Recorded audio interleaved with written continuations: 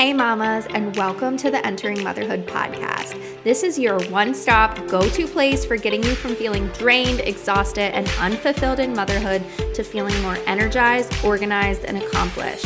That's the vision I continue to navigate towards, and that's the vision we are sharing with you, focusing on holistic alternatives and restructuring your mind, body, and soul from the inside out. I'm your host, Sarah Marie Bilger, a wife, mom of two, mechanical engineer, VBAC mom, and doula, serving mamas through pregnancy, birth, and postpartum. If you're here for this, if you're as pumped up as I am and searching for that fire that you know is deep inside of you, then let's go. Let's uncover what it truly means to enter motherhood. You are a rock star. I believe in you. Let's doula this. Let's crank it up a notch and let's kick it into high gear together.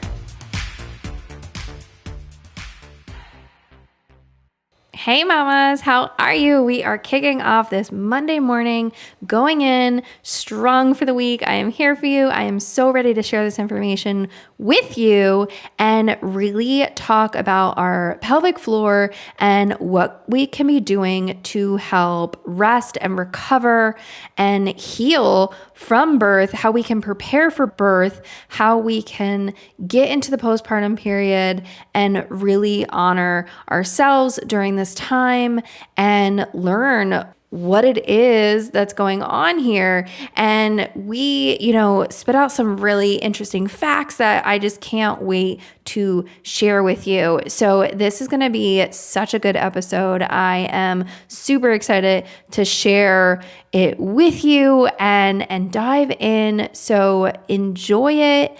Get this week going and get pumped up to learn how amazing our bodies are and just Catherine's story and what she does for moms. So enjoy it. See you later, mamas. Hello and welcome to Entering Motherhood. I am glad to have you here today and get started with this conversation.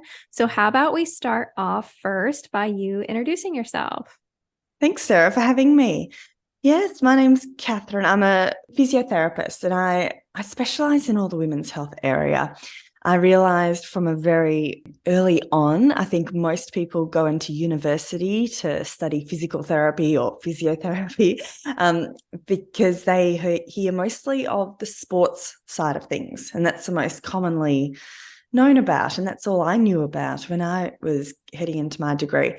But I soon realized that like in Australia here, we have something called Aussie Rules Football, the AFL, and it's in the middle of winter. And I soon realised that massaging sweaty hamstrings on a cold winter's day was just not my thing. And I discovered I had a placement with women helping them after having a baby in hospital. And I just fell in love with all things women's health, all things pregnancy. I was a young 20-year-old just loving this new world of women's health. So I've been there ever since. Amazing. And what was your experience like entering motherhood for the first time? Yes, good question. So I've got a 10-year-old, an 8-year-old, and a 5-year-old. So it was, quite a while ago now, but I don't think those first few weeks and months and years ever leave you. I think there's so much, and this is why I love doing what I do, because there's so much focus. I don't know if you feel the same, but placed on pregnancy. And when you're pregnant, you're preparing your baby, the nursery, and you're buying prams and, getting the right cot. And then you're doing your childbirth education classes. And then for me, like pregnancy and childbirth, they're just 9 months. And there's this whole afterbirth experience where your whole, they call it, here we call it matrescence. I don't know if you know that term. It's just this whole becoming of a mother that I think on the whole, I know in our society where I live in Australia, we're grossly unprepared for, and I think everywhere in the world. So the focus for me on helping women prepare for that recovery, for me physically is a physiotherapy, but obviously a lot goes, body, mind and soul. Like for me, I think that's so paramount because I had no idea what I was doing with a newborn. I was stressed, permanently stressed for the first 12 months of my life, like highly anxious, and yeah, wasn't fun. So what was it like? Like, how much experience had you had at that point working with women and seeing mothers before you entered motherhood for the first time yourself? I have, in my career, I have worked in different areas. I worked in hospital quite a bit, but I've always worked part-time, doing Pilates in a women's health physio clinic and helping women with their aches and pains. But it was always as a part-time capacity. And it wasn't till I had babies that I ended up doing more postgraduate training at uni and diving full-time in my part-time capacity as a mother into this side of things. So yes, I'd had lots of exposure, but more so from a physical side of things, helping women feel good physically during pregnancy, helping them exercise, helping them recover. So the actual motherhood side of things, no experience at all. Did you ever have patients relay things to you at appointments or like talk about things or like hint towards like what motherhood potentially was going to be like before, like experiencing it yourself? Oh, such a good question, Sarah. And I reckon we only hear what we're ready to hear. Like you hear stuff all the time. And I remember thinking, my baby's not going to stop me, living my normal life. I'm still going to go out and see my friends. Like, what do you mean you can't? It's not as easy to go to restaurants with a baby. Like, I'm sure it was all said, but until you're ready to hear it, it's like everything in life, right? Yeah. You can Yeah. I shout it completely from the agree with that. rooftops. Right. Yeah. Mm. It's kind of one of those things where we're like, oh my gosh, like, why did nobody tell us about this? But it's like maybe they did, or maybe they hinted at it, or maybe it was all kind of around you in the first place, but then like you weren't aware of it or had that understanding of it. But having said that, I think the way I always heard about it was from a negative connotation. And I always felt, oh, well, there's nothing I can do about that. So you sort of wipe it from your mind.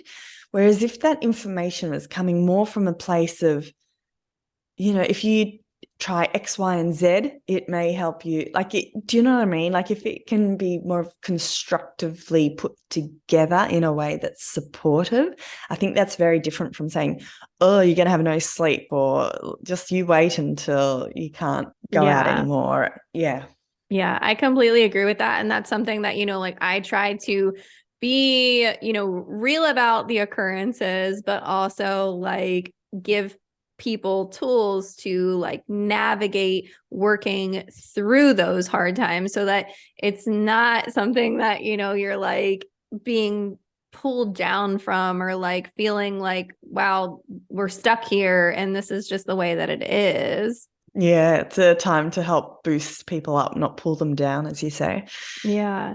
What Yeah. are some things that you have really felt or that you use in your practice to work with mothers to help prepare their body and like more specifically their pelvic floor for birth? Yeah, and this is an area I love because, well, I think first of all, when we say pelvic floor, that's not really a term you talk about. And then suddenly you get pregnant and everyone's talking about pelvic floor and you got to do your Kegels and all this sort of thing. So I think that in itself, like there's research showing how beneficial pelvic floor exercise can be in terms of helping with those postpartum outcomes. So essentially, our pelvic health refers to, not peeing ourselves, being able to stay dry when we cough and sneeze, having no prolapse symptoms, so not feeling any vaginal bulge or lump or pelvic heaviness, good sexual function with no pain or discomfort. So when I'm talking about pelvic floor, it's almost like we're encompassing that whole area. And it's true that pregnancy and childbirth are big risk factors for pelvic health issues. As we'd expect, like everything stretches as the baby comes through. And our pelvic floor muscles, and I love this fact, pelvic floor muscles can stretch up to 300% as the baby passes through them. So that's 3 times their length. And in comparison, and don't quote me, I need to know, I've heard that hamstrings, they stretch 20% their length before they tear. whereas pelvic floor can stretch 300%. So they're perfectly built for the job. We've got beautiful hormonal changes that happen, and there's this capacity for them to stretch. But along with that does sometimes come weakness and these issues. And that's why I'm really, this is what I do and my program does. It's all about helping women do what they can to support this area, because the facts are we are all at risk. Even if you have a cesarean birth, being women, we have a wider pelvis, we've got our hormonal changes. It's not just about childbirth. Being female compared to our male counterparts, we are more at risk of these issues. So I think all women should pay a little bit of attention, because there's lots of really nice proactive things we can do. Yeah. Can you explain that a little bit more? Whereas, with a cesarean, even if it is like planned or unplanned, like why we still need to be focusing on this area? Yeah. So the research shows us that straight after having a baby, if you have a vaginal birth, that you are more at risk straight after the birth. But if we let time pass us by the time we hit menopause, if you've had a baby, no matter if it's vaginal or cesarean birth, you're all at the same risk as each other. And that's the hormonal impact. So yes, you might have less risk factors early on in your motherhood journey, but unfortunately that is the way it is. And that's what research, what I believe is showing us now. This might change as research goes on. But yeah, I think you can imagine though, with 9 months of baby weight stretching on top of this muscle, there's going to be a bit of stretching happening, whether or not, it doesn't matter what mode of delivery. So what are some things that we can be doing or focusing on to really help prepare for everything?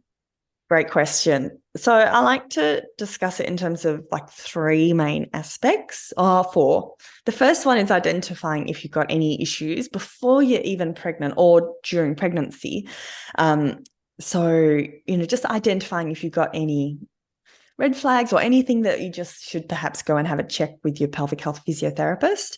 So I've got a pelvic health checklist, which I can provide a link for. It's free, where people just answer yes, no questions. And if you answer yes to any of the questions, then I recommend you go and seek help. Because sooner, I really do think early identification is key, because the earlier we can identify these things, the sooner we can manage them and treat them, which is much better than just letting them hang on. So that's the first thing, is early identification. Secondly is, we know general exercise really helps. And I know it's easier to say that because when we're pregnant or when you're a new mum, you're also busy, you're tired. We might be achy and sore. I know for my second baby, I had terrible pelvic girdle pain and I struggled to leave the house for a couple of weeks. You might be feeling nauseous. So it's not as easy just to say, go out there and exercise, because I think during pregnancy, we perhaps need to care for our body in a way that helps nourish our bodies. But the second point in terms of looking after our pelvic health is look at your overall general fitness and exercise. And is there anything you can do to help complement that, to help make it easy to nourish your body? So I don't mean going to the gym for an hour or a long run that's going to exhaust you. I mean some nourishing exercise that you can maybe do with your toddler next to you or with your baby sleeping, and, just simple things, short, what's easy to fit into your lifestyle during this crazy period. So that would be the second thing. The third would be looking after our pelvic health. So finding out about your pelvic floor muscles. And this is a whole topic in itself. I could talk for hours on this. But this is essentially everything I teach my mums inside FitNest Mama. It's how to do a nice pelvic floor exercise, how to relax the pelvic floor muscles, because it's not all about strength, especially for childbirth. As I said before, we want those pelvic floor muscles to relax and release. We want that opening, that birth canal to be nice and, super open and relaxed, not zipped up and contracted. So yes, pelvic floor exercises could help with postpartum recovery outcomes, but pelvic floor relaxation is really important for helping to the birth side of things. Does that make sense? Yeah. Yeah. That's Very good point. And I think something that a lot of times is like overlooked, that like, we need to make sure that it's doing both. And you might think that, you're working towards something that's helping, but it could actually be the opposite of what you need to be doing. And I think that message is like starting to become like a little bit more Common, obvious, yeah, yeah. yeah, like common of a thing that's being talked about, but it's just like one of those things that you don't know, and then you're Yeah. not like always the specialist in all of these topics, and like nobody expects every single mom to know every single thing about everything that's happening to them. And I think that's why it's so Absolutely. great to like reach out and find resources and find people that are, learning all of this information to really help incorporate ways that we can be, learning more about our body and just learning more about, the changes that are occurring. Yeah, absolutely. And I think like what you said is exactly right, because when I see like women clinically, but in my membership too, generally about, let me take a step back. I think 30, 40 years ago, everyone started to become aware of pelvic floor muscles and the power that they had. So we all started talking about doing more Kegels and doing more exercises. And now there's a bit more of a shift towards recognizing that some women actually don't need to do heaps of exercises. And like some of us might already have overactive pelvic floor. Like they might be overactive in a week. That's another conversation for another day. But like if you're noticing you're highly stressed or you're highly anxious, you might notice you lift your shoulders up and you've always got a headache and, painful neck. We hold our muscle tension in our neck and shoulders sometimes.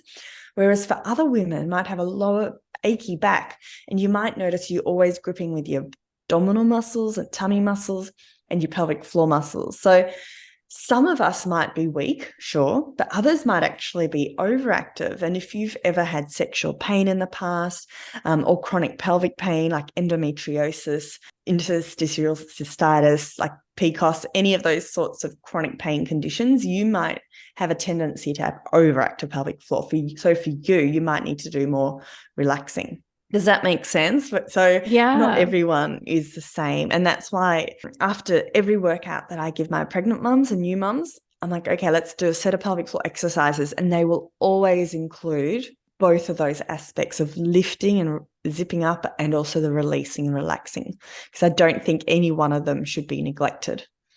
Yeah. Yeah. I think that's really important.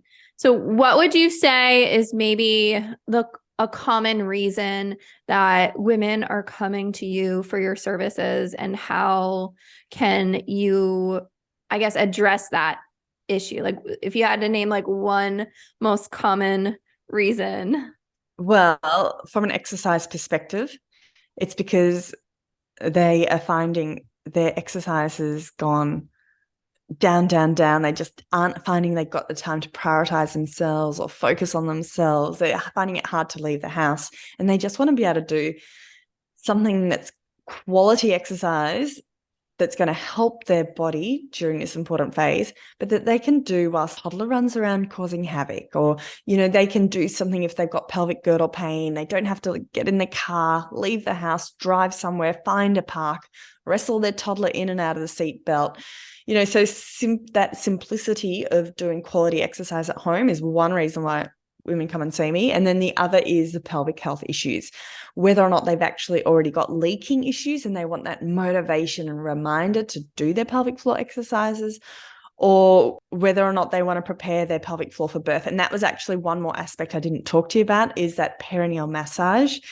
There's some beautiful research now showing that can help to reduce your risk of third and fourth tears and episiotomy. And perineal massage, I understand it's not everyone's cup of tea. Like not everyone will want to do it, but there's other ways of incorporating those principles and in terms of helping prepare your pelvic floor for birth. That's awesome. What is one thing that maybe you feel all new moms or most new moms, or, like whether they're pregnant or newly postpartum, should maybe understand or know that you wish that you would have known? Oh, I've got a whole podcast episode on this. I've got to so when I was 2 weeks after having a baby, and I'm sharing this because I reckon a lot of women identify with this. So during pregnancy, this is my first baby. My second was a whole new story, whole different story. But with my first baby, I loved getting out there and going for walks and doing Pilates classes. I worked in a Pilates studio at the physio clinic. So I was really fit and active and felt pretty strong. I had a good birth, so relatively textbook. They said everything's great. So at 2 weeks after having a baby, I remember I was asked by a friend, they said, I want to meet your baby. Let's go have a quick coffee. So we chose a venue close to my house. And it was a big, big morning. I got baby fed and got my nappy bag ready. And it was my first outing by myself, 2 weeks postpartum. So I got it all sorted and off I went to the cafe to meet my friend. Had a coffee. I had a small bite to eat. And then I knew that my baby needed a feed and I really wanted to get home in order to feed the baby because I was not confident in breastfeeding in public at all. So I went home. I quickly went to the local supermarket, bought some literally milk and bread, popped them under the pram. But by the time I was getting home, it was a good 2 to 3 hours after I'd first set out. So before I said during birth, our pelvic floor stretches 300%. Like they have to stretch a lot. So they're a weakened, stretched muscle. And I had been upright against gravity. I'd been sitting, I'd done a little bit of walking, not much, but I'd been always up against gravity. So you can imagine stretched pelvic floor muscles under the load of gravity for 2 to 3 hours are going to stretch even more. So what happened is on the way home, and I'll always remember exactly where on this hill, I was about 50 meters from home and I suddenly started feeling this massive, this heaviness sensation. And I said to my husband when I got home, I said, I feel like I've got a ton of bricks sitting on top of my pelvic floor. I feel like everything's going to just come out. It was the most strange sensation, bizarre sensation. And fortunately or unfortunately, I knew exactly what it was. They were symptoms of prolapse that I was experiencing. And the reason I share this story is because you could be the strongest woman in the world. You could have done everything right. But if you've just had a baby, whether or not it's vaginal or a cesarean birth, everything's stretched. So whether or not your pelvic floor muscles have stretched heaps or your abdominals have been sliced through, everything is weakened. So for me, putting that load of gravity on top of those muscles for 3 hours was enough to cause my symptoms of prolapse. And this is where I think there's a very fine line between feeling good to suddenly not feeling good postpartum. There's no gray area. There's no warning signs. You either feel good or you don't feel good. And so this is one thing, if you're listening today, is my biggest piece of take-home information would be those first 6 weeks, care for your body in terms of you might feel great and that's amazing, but your pelvic floor muscles they will be your weakest link, can guarantee it, or your abs if you've had a cesarean. So if that's the case, you need to work with your weakest link and build up so that your weakest link is never left behind, like what I did. I was fine to walk 20 minutes. My body was fine to walk 20 minutes, but my pelvic floor was not fine to walk 20 minutes, plus sit for 2 hours, plus walk 20 minutes home. So listen to a podcast episode. I can give it to you where I just give a few tips in terms of helping to support your pelvic floor during this first 6 weeks, because I really do think it needs love. It needs support. It needs a bit of caring for. Yeah. And I mean, obviously you just mentioned your podcast. So if you could kind of tell us what your podcast is, where we can find it, and then also where else you're hanging out on social media and how we can get in contact with you. Yeah, great. So thank you. My podcast is called the FitNest Mama podcast. So FITNEST Mama, MAMA. And you'll find me on Instagram at FitNest Mama, website FitNest Mama. But yeah, I've got some great podcast episodes with some guests and solo episodes. It's all focused on helping you have a wonderful pregnancy, childbirth, and afterbirth recovery. I love essentially. it. Yeah, I think, because you have that personal experience with this as well. And I think like that really helps in the work that you do when you have that background and that knowledge of what it is like to go through different situations and being able to bring that to your clients and being able to address that in a way that's relatable. I think that really goes a long way, especially in like motherhood, pregnancy, postpartum. I think having that knowledge really helps give us that feeling of like we're not alone and like we do have somebody who understands us and cares for us and wants that care for us. Yeah, and I think having that sort of community as well, where people can ask questions, it's something that I never had with my first baby. Instagram was, I think, just being launched that year, 2012, I think.